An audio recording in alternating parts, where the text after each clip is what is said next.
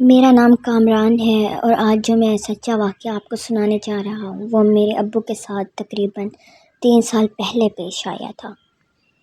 بنیادی طور پر ہم ایک گاؤں میں رہتے تھے، لیکن ہمارے بڑے ہونے پر جگہ کی تنگی کی وجہ سے ہمیں نیا گھر بنانا پڑا، جو کہ گاؤں اور شہر کے درمیان واقع ہے، جس کے آس پاس کوئی آبادی نہیں بلکہ ہماری اپنی زمینیں ہیں۔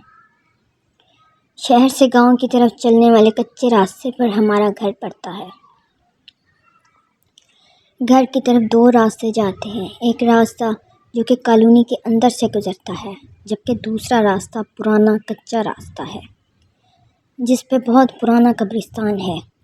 یہ قبرستان سطح زمین سے تھوڑا اونچا ہے، اس لیے اس علاقے کے لوگ اسے ٹبہ کہتے ہیں۔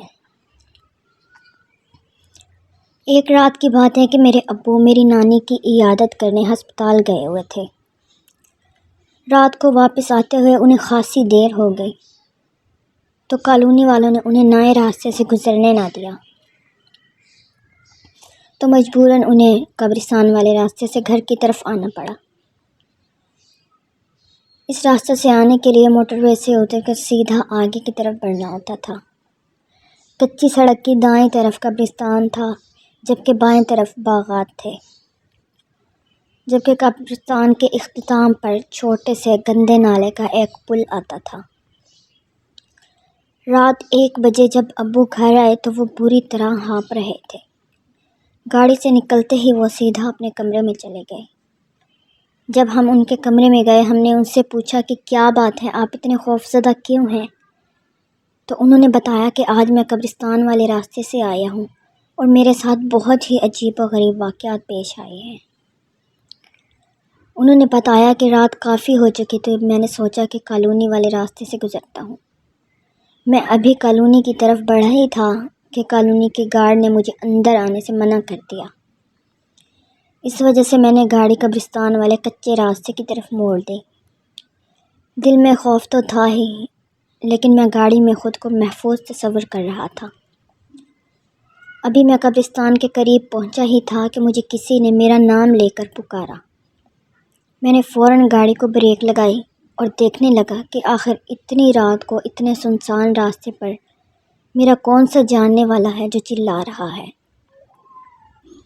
تھوڑی دیر بعد میں نے دیکھا کہ میری ساس یعنی ہماری نانی گاڑی کے قریب آئی اور بولی، بیٹا رفاقت جلدی کرو، کچھ گنڈے میرا پیچھا کر رہے ہیں جو مجھ سے زیورات چھین لینا چاہتے ہیں۔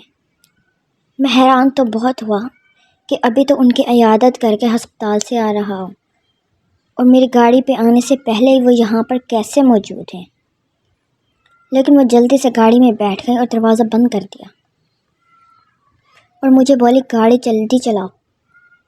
میں نے بھی موقع کی نزاکت کو محسوس کرتے ہوئے گاڑی کی سپیڈ تیز کر دی۔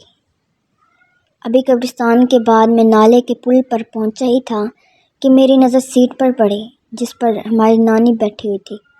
کیا دیکھتا ہوں کہ وہ سیٹ بالکل خالی پڑی ہے اور گاڑی میں کوئی بھی نہیں ہے۔ میں نے پیچھے مڑ کر دیکھا تو گاڑی کے پیچھے آگ کے شعلے سے اڑتے ہوئے دکھائی دیے اور کسی کے قہقہوں کی آواز سنائی دی۔ میں بہت خوف زدہ ہو گیا اور میں نے جلدی سے آیت الکرسی کا ورد شروع کر دیا اور جلدی گاڑی بھگا کر گھر پہنچا ہوں۔ اپنے ابو کے منہ سے یہ سب واقعہ سن کر ہم بری طرح خوف زدہ ہو گئے اور آئندہ سے کبھی بھی قبرستان والے اس راستے کو استعمال کرنے سے توبہ کر لی، کیونکہ وہ راستہ کافی شارٹ تھا، اس لیے ہم اسے ہی استعمال کیا کرتے تھے۔ لیکن اس دن کے بعد ہم نے کبھی بھی اس راستے سے آنے کا رسک نہیں لیا۔